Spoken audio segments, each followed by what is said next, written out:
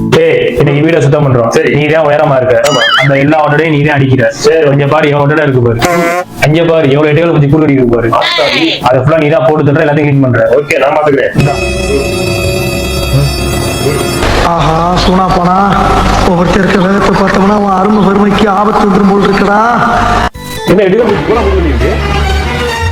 ஐயா மகாபிரபு, இனிமேல் நான் எதுக்க கூட வர மாட்டேன்டா. வேணடா வேணடா. சரி சரி, நான் இங்கெல்லாம் சுத்தம் பண்ணிட்டு வருவேன். வர்றதுக்குள்ள வலையெல்லாம் பிரிச்சு போட்டு ஓடி போயிடுறேன். நாம் யாருக்கு என்ன தீங்கு செய்தோம்?